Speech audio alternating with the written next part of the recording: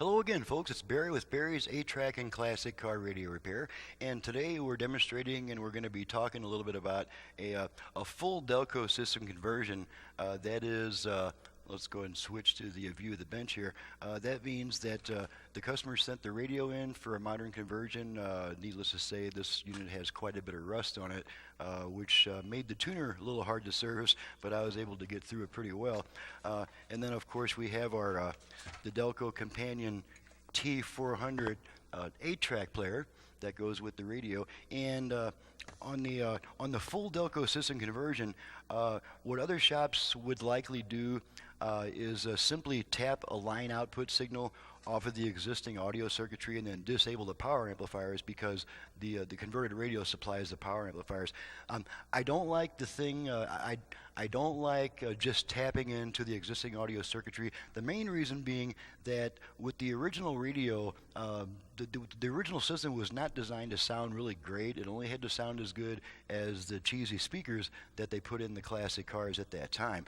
This was before the days of coaxial, triaxial, air suspension, external power amplifier type stuff, and so the units really didn't need to sound all that great because the car's passenger compartment is an excellent acoustical environment anyway, and that made up for the deficiencies in the audio system. Well, nowadays with the conversions, people are going out and buying better speakers, so the equipment itself needs to sound better as well. Now the problem with simply tapping a line output off of the 8-track player to send to the converted radio is that the motor control circuitry, the speed control circuitry, and the tape head preamp circuitry are very close to each other, and in most cases you're going to get some motor noise through the converted through the 8-track player unless you do my special conversion, which is completely removing all the electronics.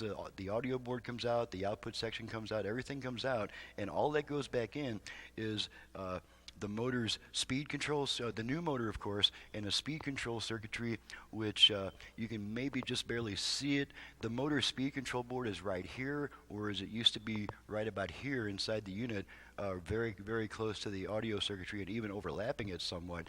And then I go back in with my own special tape head preamp, which has a lot more brightness and treble than the original.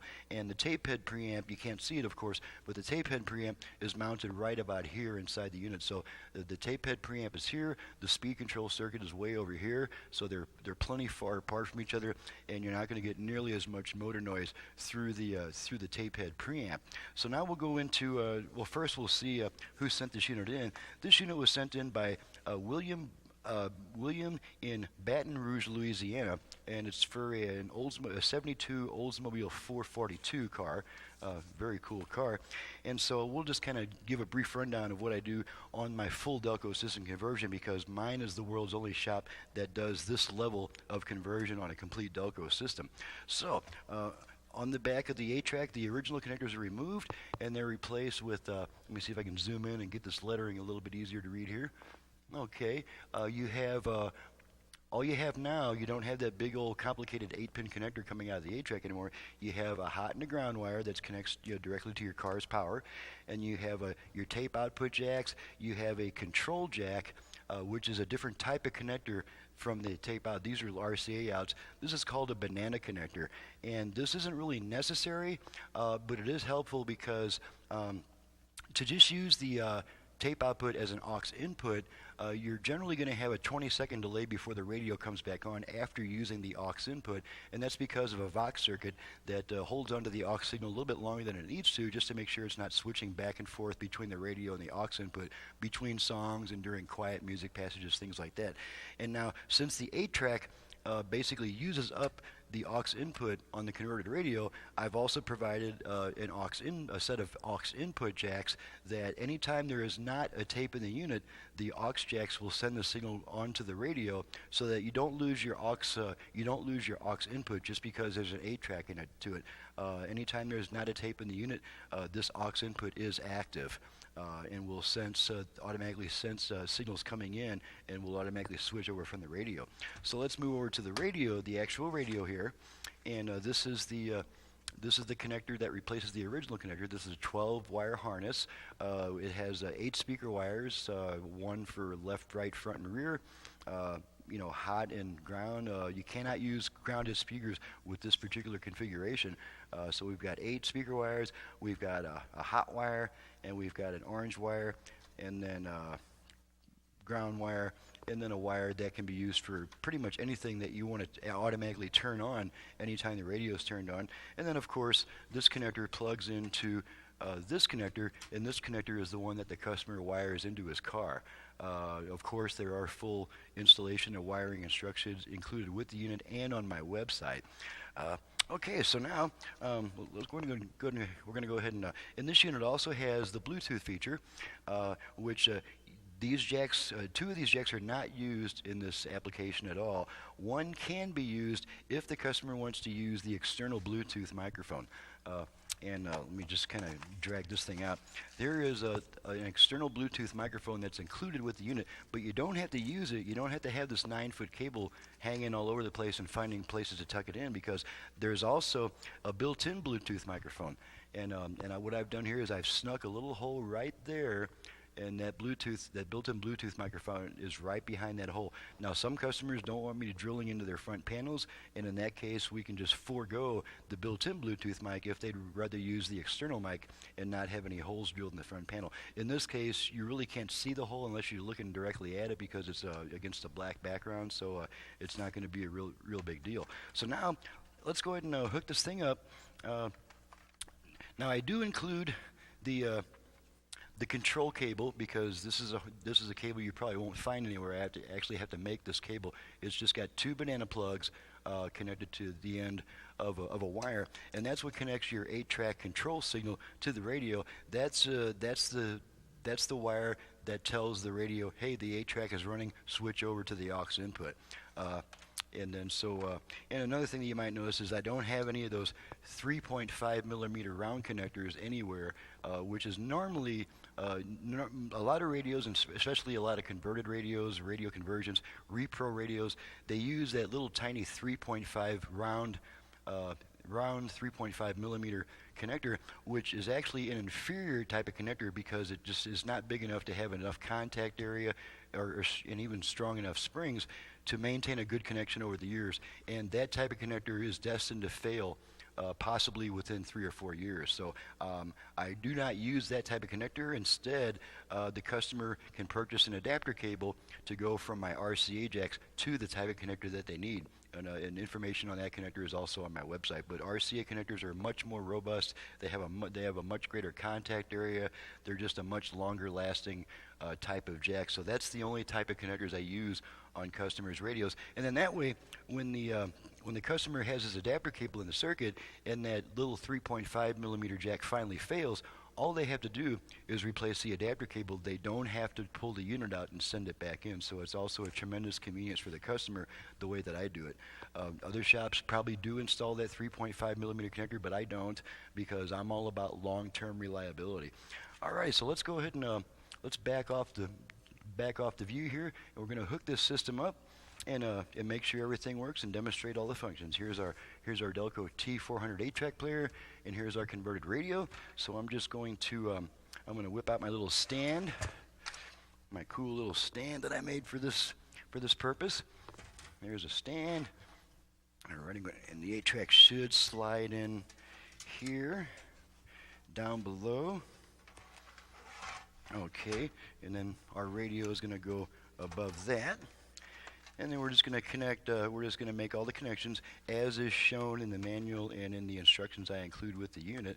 First, we'll hook up the control cable. That just sends a 12-volt signal to the radio to let you know that there's a tape inserted and to command the radio to switch to the aux input. Okay, that's connected. And then we just need just a standard stereo RCA cable to connect the 8-track to the radio as far as the signal goes. So we're going to go from the tape out jacks, plug those in, okay, and then we go to the tape out jacks on the 8-track player, okay, and now the 8-track, a converted 8-track does require its own source of 12 volts, so we're going to hook up a separate 12-volt power supply to that.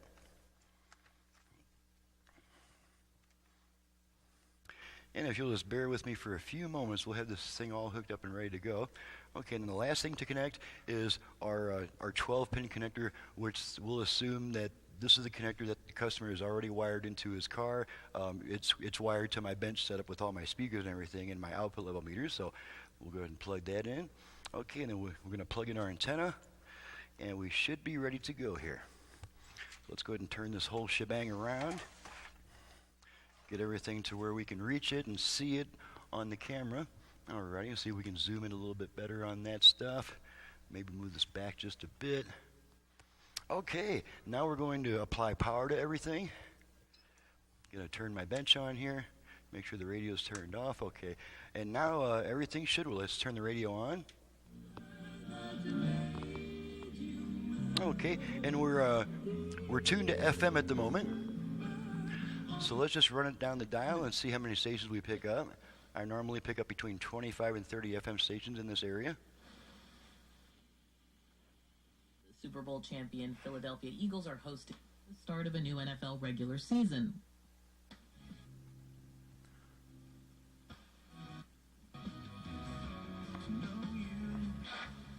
Hugo Garcia? Hey, Hugo. I noticed you called the other day.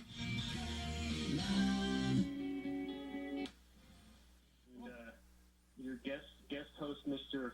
Daryl Smith.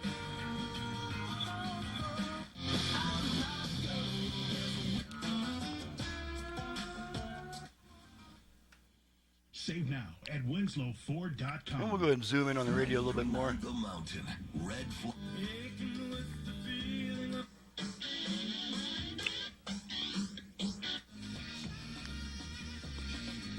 But now that I have kids, I don't want to spend my Saturday installing. And needless to say, some stations come in stronger than others. Some don't come in strong enough to light the FM stereo light. There's kind of a weak one.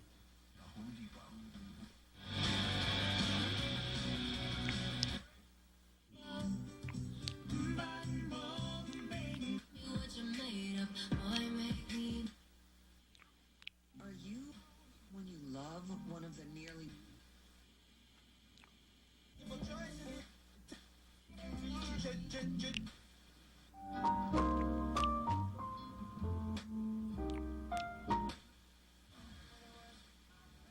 Perfect evolution of the world's most.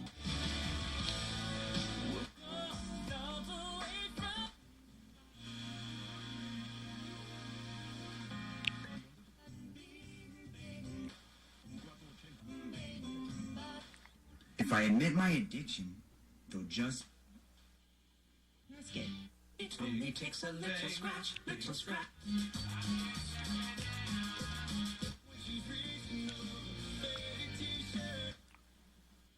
Okay, I wasn't counting on this demonstrations, but looks like about the typical number, probably 25, between 25 and 30 FM stations. Okay, let's go ahead and flip it over to AM. And we get one strong station. There's one. And then we probably won't pick up anything else until about 1400 in this area.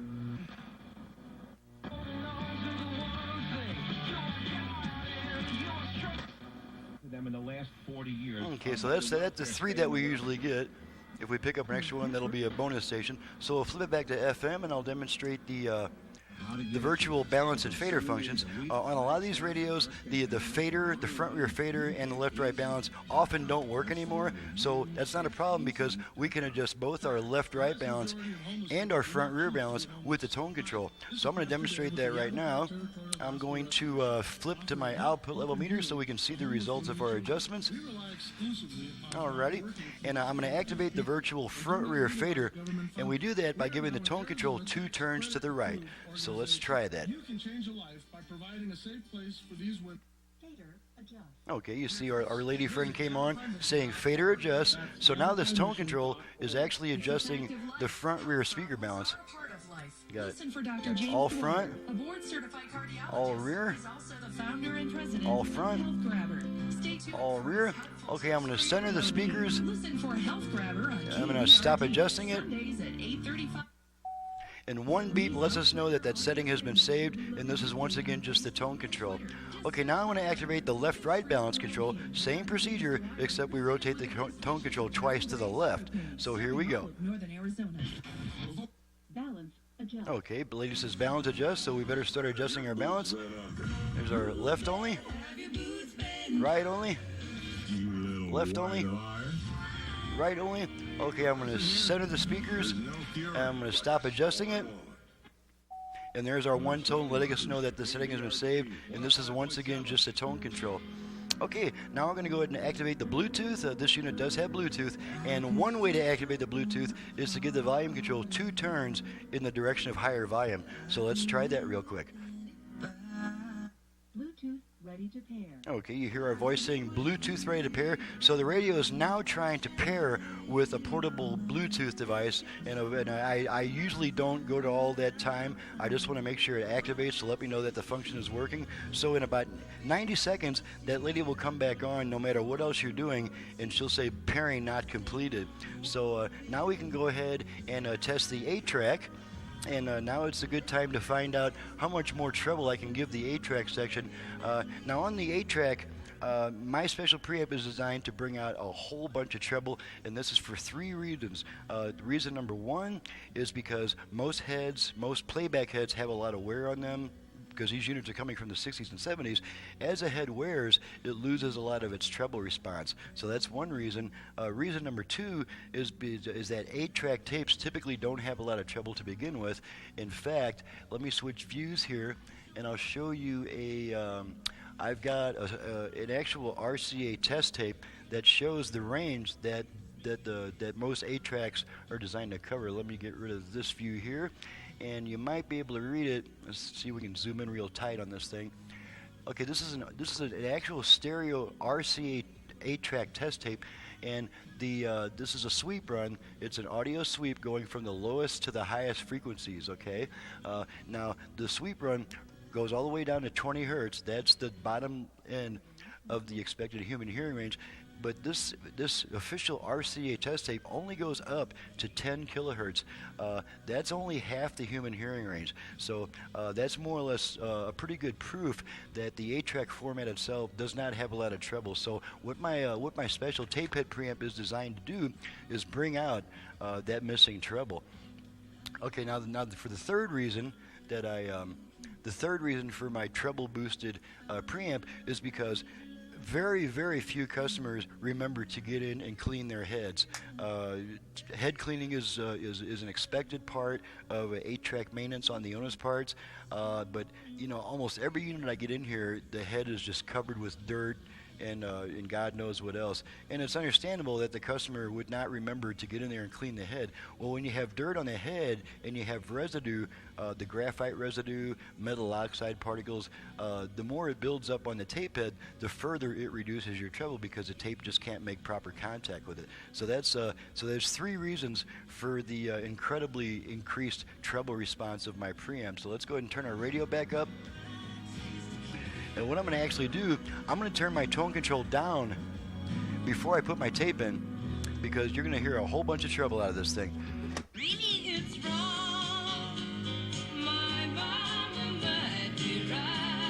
Now this unit does have a new head, so it does sound very bright. Okay, you're going to switch tracks a bunch of times.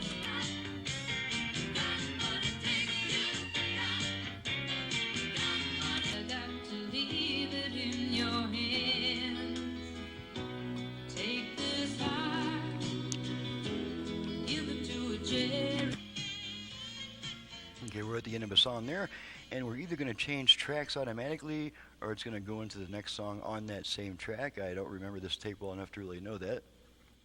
And this is a relatively new tape, so it does have quite a bit of treble. Okay, it's starting another song.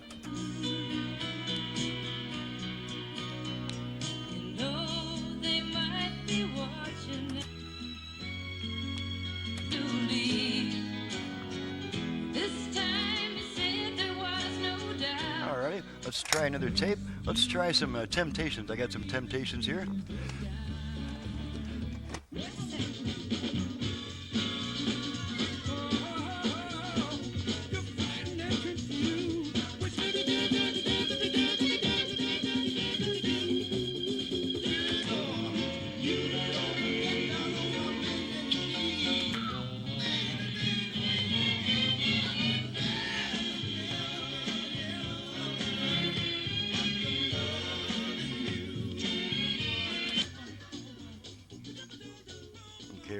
song here.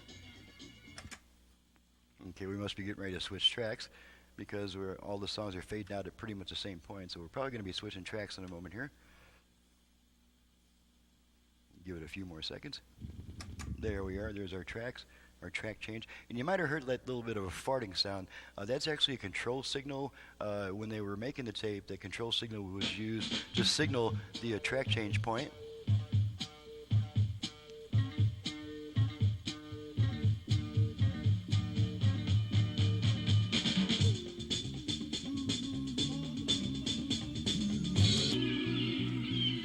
Sunshine, blue skies, please go away. As if someone else controls your very soul.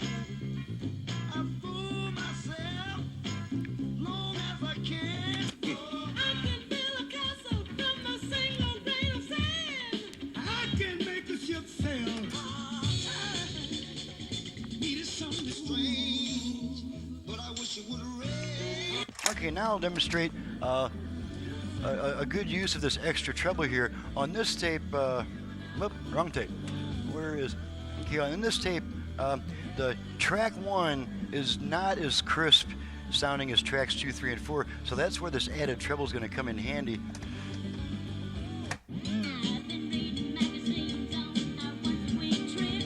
Now you can see that this tape doesn't have quite as much treble, so now we can just boost that treble on the tone control.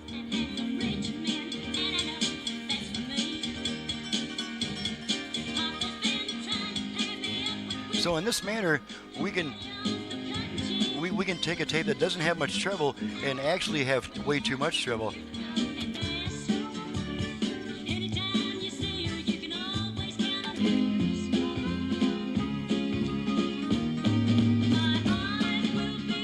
Now this track is lacking a little treble too, so we just turn our tone control.